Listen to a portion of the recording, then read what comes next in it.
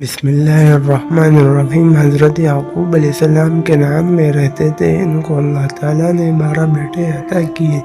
انہی میں سے 2 بیٹے حضرت یوسف علیہ السلام اور بنیامین تھے۔ وہ 10 سوتیلے بھائی حضرت یوسف علیہ السلام اور بنیامین سے بڑے تھے۔ حضرت یوسف علیہ السلام ابھی چھوٹے بچے ہی تھے کہ انہوں نے ایک خواب دیکھا۔ خواب میں دیکھا کہ سورج اور چاند اور 11 ستارے سامنے جھکے ہوئے ہیں۔ انہوں نے اس خواب کے بارے میں اپنے والد حضرت یعقوب علیہ السلام کو بتایا۔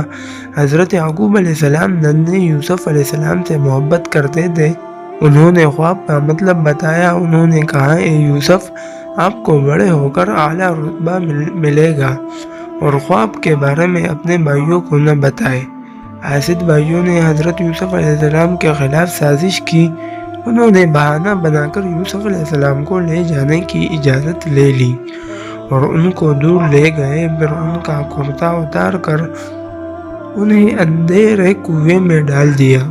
ان کا خیال تھا کہ ننھے یوسف علیہ السلام کو کوئی دوسرا مسافر اٹھا لے جائے گا۔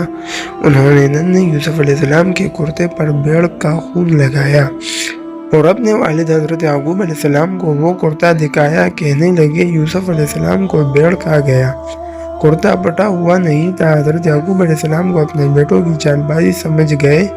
بیٹے کی جدائی میں رو رو کر ان کی بینائی چلی گئی۔ ایک قافلہ جو مصر جا رہا تھا وہ کنویں کے پاس رک گیا اور ڈول کنویں میں ڈالا تو ننھے یوسف علیہ السلام اس ڈول میں چڑھ گئے۔ جب ڈول اوپر آیا تو خوبصورت بچوں کو اس میں دیکھ کر حیران رہ گیا۔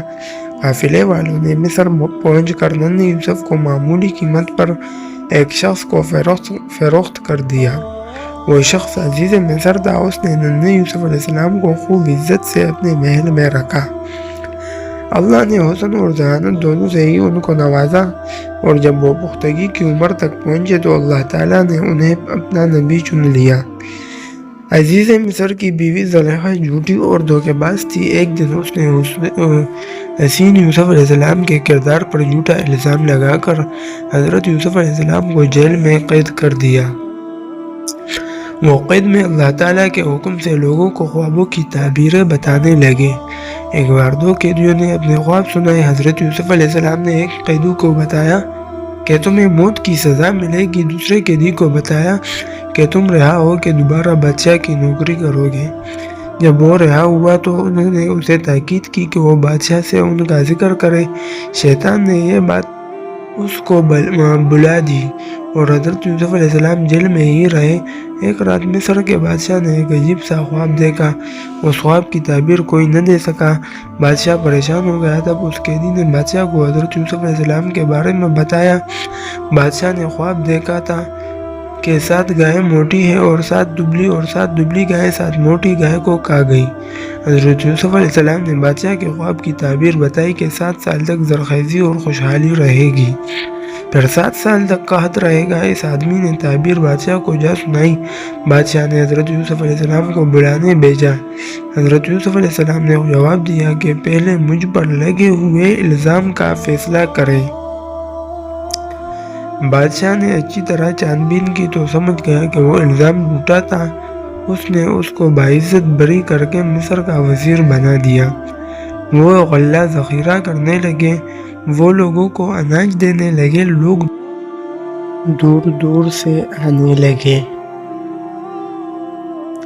ایک دن ان کے سوتیلے بھائی آئے۔ حضرت یوسف علیہ السلام نے انہیں پہچان لیا، لیکن وہ ان کو نہ پہچان سکے۔ حاسد بھائیوں نے کہا کہ ہمارے چھوٹے بھائی بنیامین کا حصہ بھی دے۔ حضرت یوسف علیہ السلام نے کہا کہ اگلی بار اس کو بھی لائے ورنہ کچھ نہیں ملے گا۔ وہ بھائی اگلی مرتبہ بنیامین کو بھی ساتھ لائے۔ حضرت یوسف علیہ السلام نے بنیامین کو چپکے سے اپنے بارے میں بتایا اور بہانے سے انہیں اپنے پاس روک لیا۔ باقی بھائی واپس پہنچے تو حضرت یعقوب علیہ السلام کو بنیامین کے بارے میں بتایا، جن کی آنکھیں پہلے ہی حضرت یوسف علیہ السلام کے غم میں رو رو کر سفید ہو چکی تھی۔ اب بنیامین کی جدائی اپنے باپ کی حالت دیکھ کر سوتیلے بھائی مصر آئے تاکہ وزیر سے فریاد کریں۔ اس وقت مصر کا وزیر حضرت یوسف علیہ السلام نے اپنے بھائیوں کو بتا دیا۔ وہ حیران رہ گئے اور اپنے کیے پر بہت شرمندہ ہوئے۔ حضرت یوسف علیہ السلام نے اپنے بھائیوں کو معاف کر دیا۔ انہوں نے والد کے لیے اپنا کرتا دے کر انہیں واپس بھیجا۔ کرتا حضرت یعقوب علیہ السلام کے منہ پر ڈالا تو ان کی آنکھیں ٹھیک ہو گئیں اور یوں حضرت یوسف علیہ السلام اپنے والد سے دوبارہ مل گئے۔